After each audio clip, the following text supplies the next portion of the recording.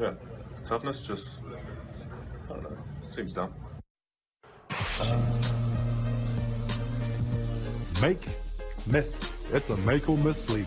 Love you guys. I'm so happy about this new season of Make or Miss. It's kind of my favorite thing. Make Flash, Kemba Walker, Donovan Mitchell doling out some nice assists yesterday. Take a look at these. And then, Paul, I want a rating. I like that one. I think I'm going to go with the young fella. Yeah?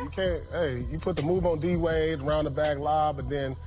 Okay, look at this, though. That's tough. That's Kemba, good moves. Right? Kemba, by the way, I think is the most underrated pick-and-roll practitioner in the league. Kemba's unreal. Oh, man, this guy. I didn't even see... Right? I'm going to go with the young guy, Donovan Mitchell. I don't know. I like this one. I like this. They're both good. Yeah. They're both lovely. Nice preseason show out, boys. Miss awareness. All right, follow me here. Come on, bro. See Malik Monk sitting ready to check in. We have a dead ball. Let's come in. Come on, you still making Malik mistakes. is going back. Put your jersey down the tunnel. on before you walk out to the court. This is another rookie mistake. And there we go. Come on, young fella. I really don't know. Come on, young fella. Is Show this them on that the you're ready to play. Staff? Is it on the You just player? cost yourself 3 minutes in the game. Oh, man. Come on.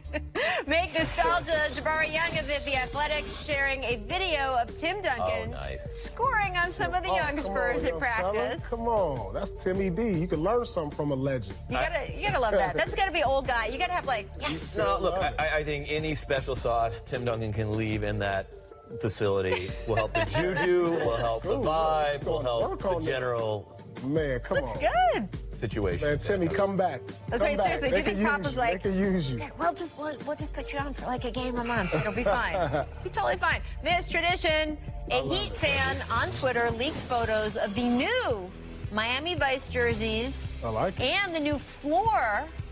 Little combo there. Nice. See, that's when I look at Miami, that's what I think. Right? Right there. That's Miami right there. Okay, so I like it. The Miami uniform has been like for what, 20, 30, like I don't remember what year they came into the league, but that red, black, and white has been pretty consistent, but I don't know, should they change the colors? I like it. I like it. I think the whites and now the blacks are the single best uniforms the league's seen in a quarter century. Okay, so should they change to these colors? They should change to these colors and get an all-white one. They have an all-white. Well, they got the all-white. The all-white was great looking. Right. That's what I think of Miami. Light colors, relaxed. I know, you won championships. You won 3 titles in the other jerseys. Make nutmegs, CP3 nutmegs. Melo's going to get a lot of these opportunities this year. Playing with Chris Paul and James Harden, it's going to be easy for you. Chris Paul does this. I want the frequency with which Chris Paul does this. We started collecting. Look at this. The vision. He's a magician. He's a magician. He has 17 eyes. It's kind of otherworldly. Right? I mean, Jermichael Green is just the latest victim of the Chris Paul. Did you guys talk about this when you played together, by the way? You know what? I'm never amazed at what Chris Paul could do with the basketball on the court. He has such a high IQ. He sees it before it happens. He's just fun to watch. And you're going to see a lot of those plays this year, especially with Melo out there. Melo's going to be a happy camper in that respect. I want to show a pretty funny moment from that Rockets game last night.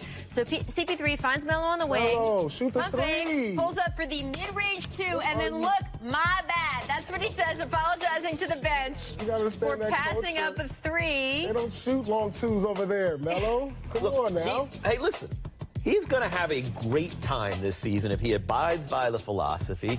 He's going to have his most efficient season in like 5 or 6 years. It is going to be fun. I mean, there's a method to the method, like in Houston, right? Like he's going to benefit from this. Without a doubt. They are in the business of making basketball players more efficient. Right. And I know that's not sexy. I know that's not something you put in an ad campaign. Oh, I've gotten more efficient. Like, it is going to benefit him. And as long as he can understand, he's not going to get everything he wants from the offensive buffet every night. Right. Like, those days are over. There's not going to be a bully ball fest. But if he can just sort of just buy in, and I think he's going to, like, he can have a really nice season. Melo wants to win the championship. Yeah. I mean, obviously. He's going to buy into the culture. He's around guys he respects. I mean, not that he wasn't last year with Russ and Paul George, but these are his Chris Paul and him. We already know the history with them. And then James Harden, the reigning MVP. This guy, and then he's played for this coach here. He played for coach, and now Well, I mean, he played.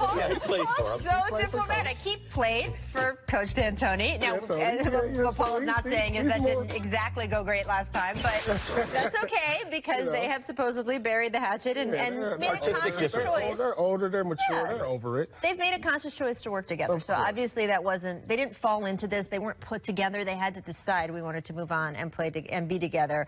I'm curious though, Paul, because after the game, Melo was, of course, asked about that moment, and he was joking around. He had great humor about it, and he was saying, "Yeah, I mean, you know, I got to try. They don't like that here. I got to try to hit." Well, okay, that pass didn't go. You talk about chemistry. They're working on it still, right? Preseason. But I do want to ask though. He said, "Yeah," he goes, "I know. They love the three here. You know, analytics, whatever." He goes, "But I had the open shot doing it that way, and that is what I do."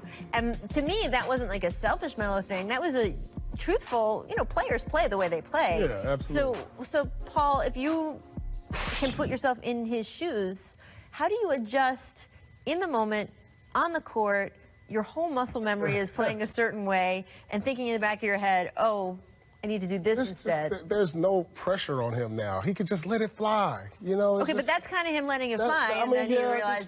but he got to understand, it's fun shooting a lot of threes. I mean, especially the older you get. Melo is not the guy anymore who could just get by his man consistently anymore. He's a little older. These guys are young athletes. Just let it fly. He's a great three-point shooter.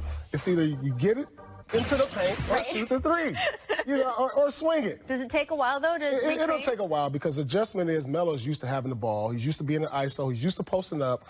Now he's off the ball, and they're just saying, just let it ride. Right. No mid-range.